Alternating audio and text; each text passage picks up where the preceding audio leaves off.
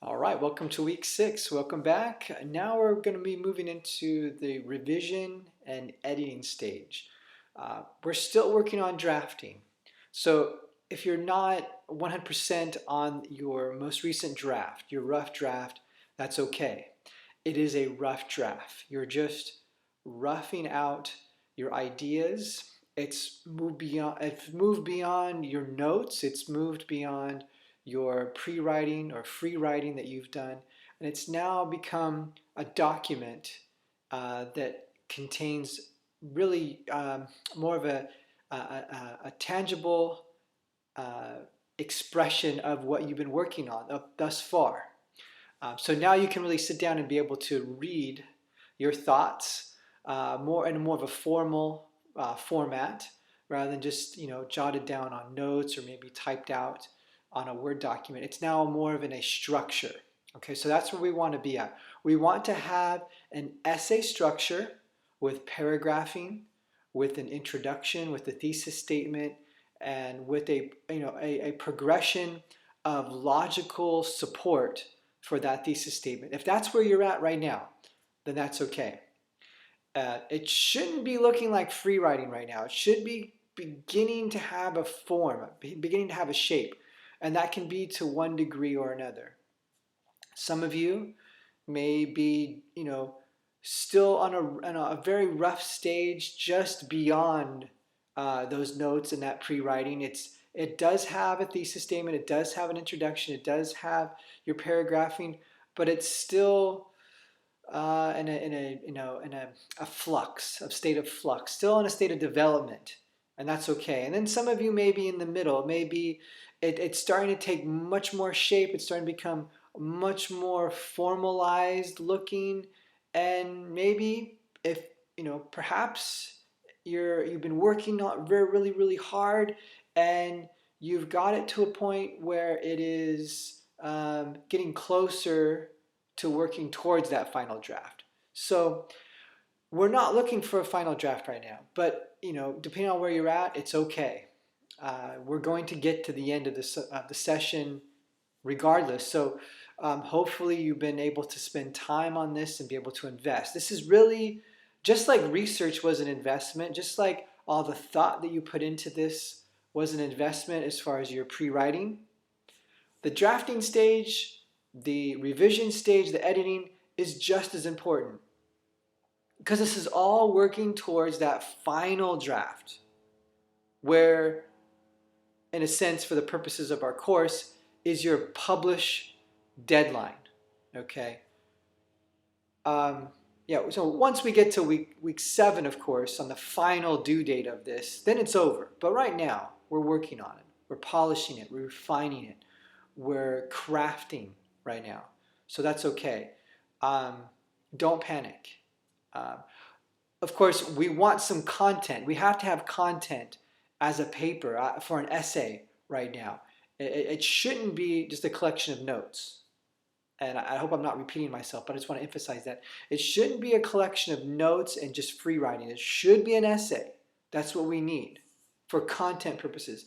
It should be 10 pages. We're moving into the second draft.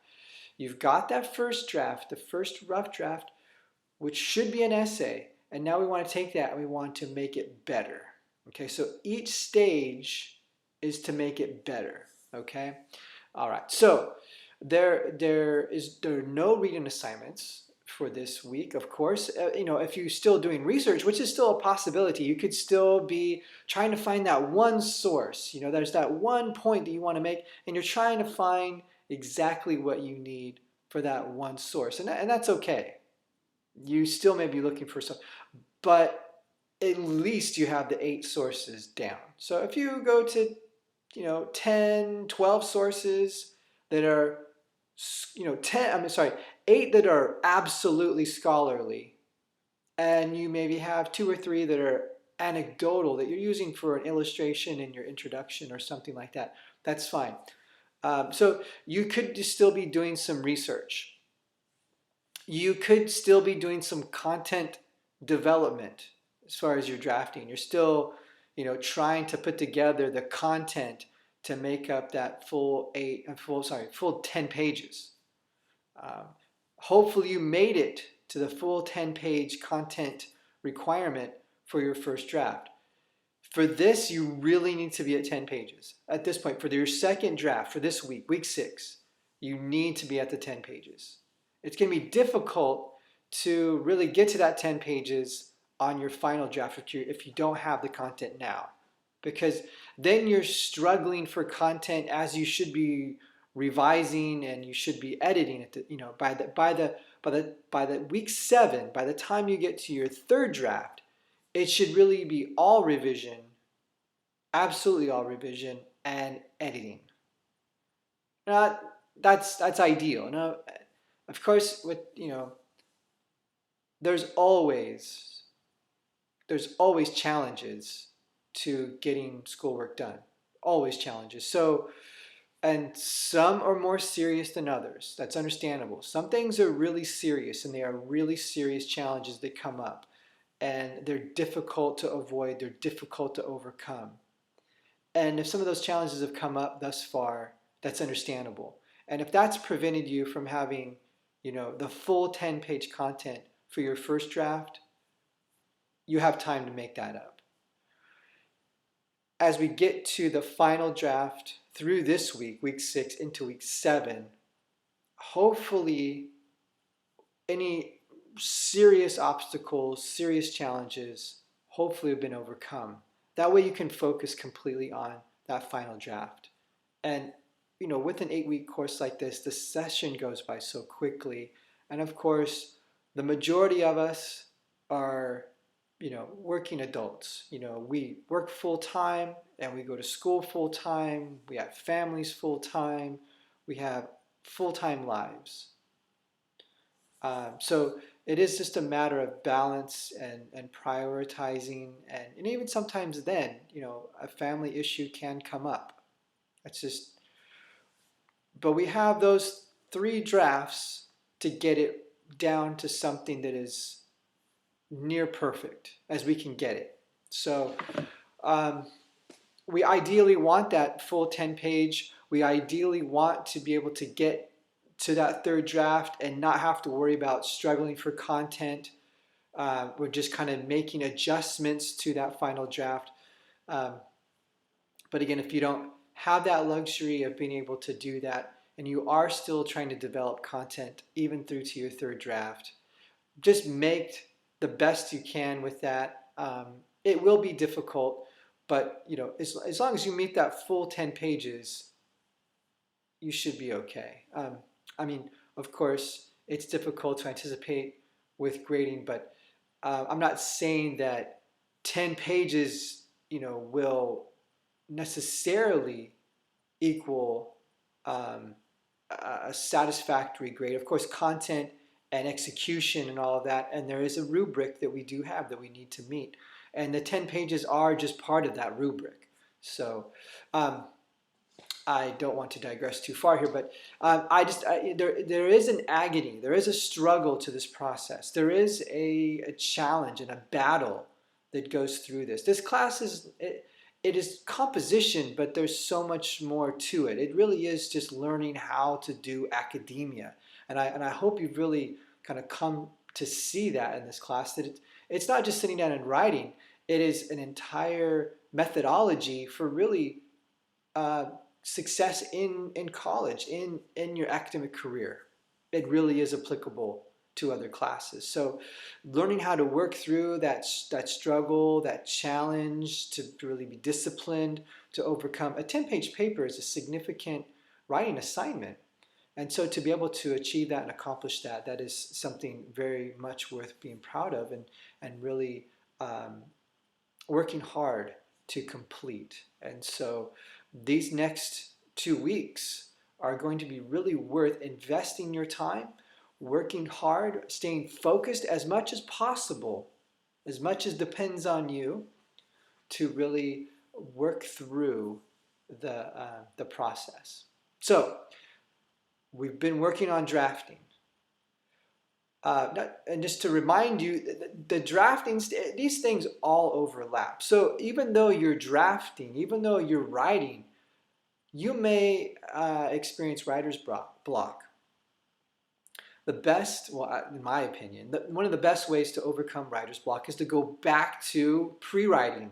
And if that means doing free writing and just getting your ideas back down on notes and just kind of thinking through maybe what you're struggling to overcome as far as your writer's block. Maybe you're not quite sure how to approach a particular aspect of your paper. Maybe within your paragraph, you're kind of stuck. How do I say this? How do I, get through this just in the right way to have this make sense of what I'm really trying to say? Go back to pre-writing. Go back to free writing. Just start jotting down notes and just kind of opening your mind and just putting it on paper. And then you can come back and kind of look at that and then think, oh, well, hey, there's a gem, I can pull out. There's a nugget I can pull out, and then I can develop that. So you can go back to development if you get writer's block. So we're drafting. If we hit writer's block, we go back to pre-writing. We go maybe into free writing or listing or brainstorming, something like that. Whatever's going to help you, go for a walk.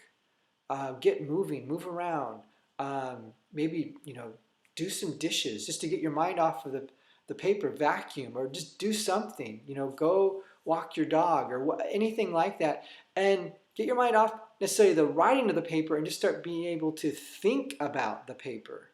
A lot of this is very thought intensive. So if we get stuck in the physical writing of it and go back to the mental part of it, just think it through, something will come up. But be ready to write it down. Be ready to write it down, because you can take that gem or that nugget that you've come across, and then get that down on paper, and then be able to work on that, and hopefully that will get you through that particular writer's block.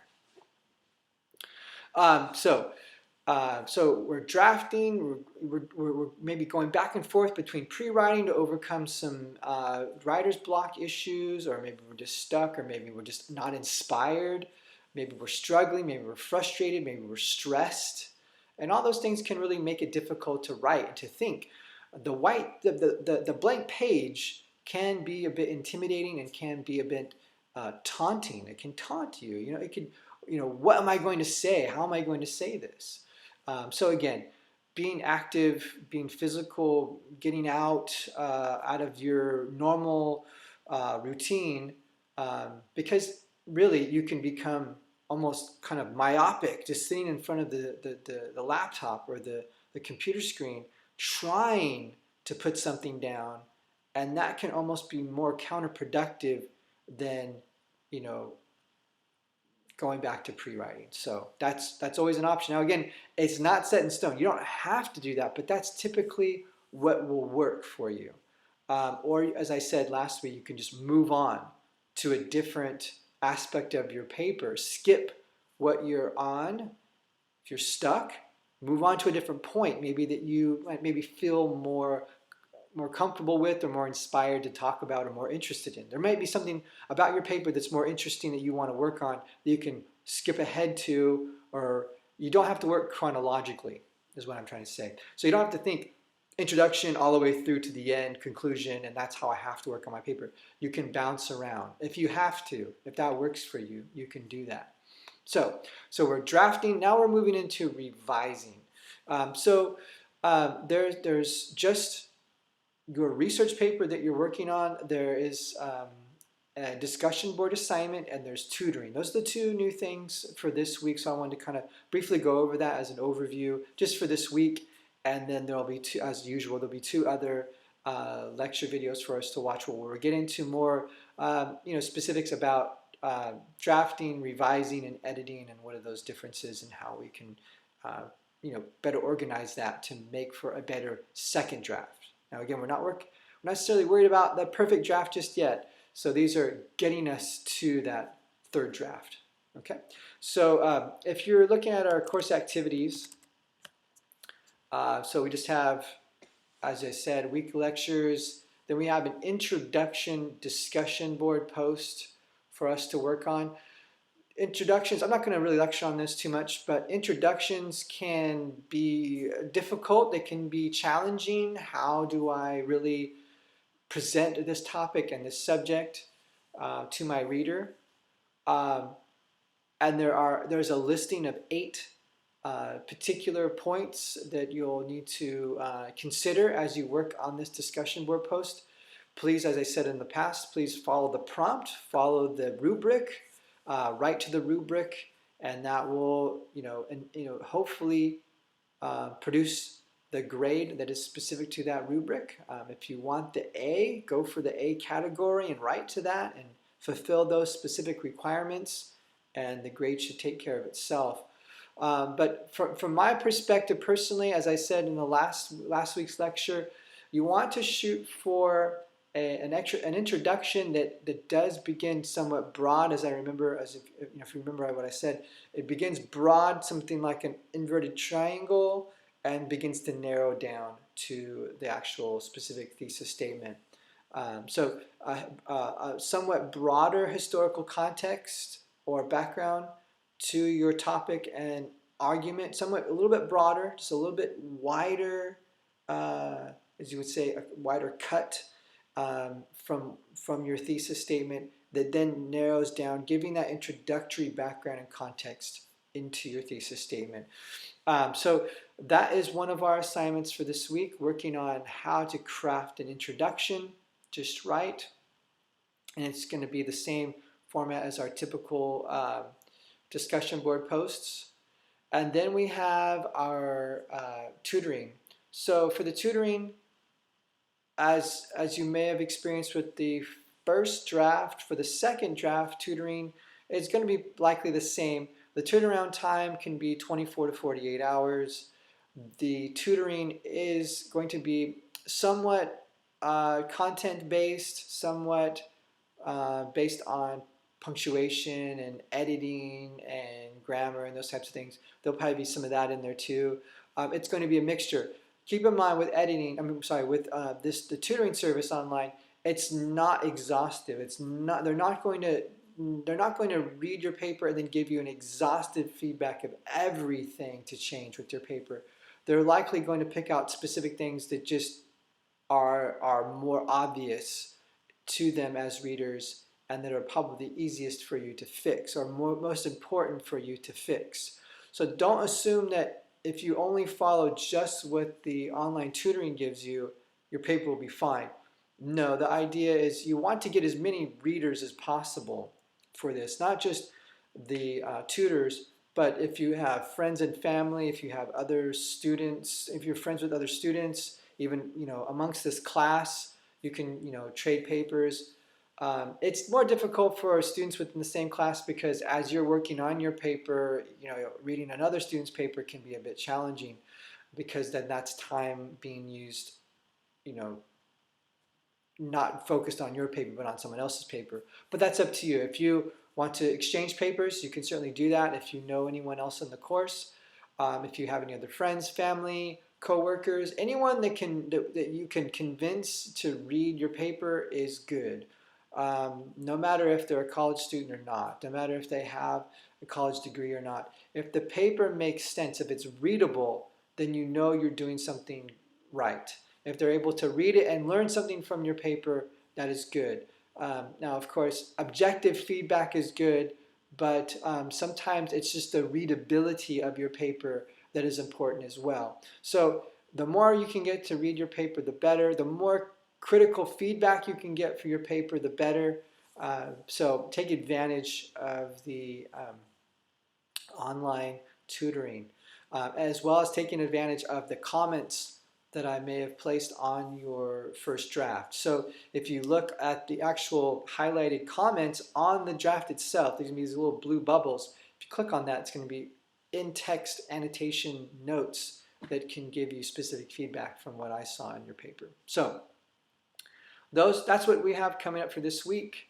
And so we will end the video here for the sake of time, and we'll move on to our next 2 lecture videos. All right, take it easy. Thank you, and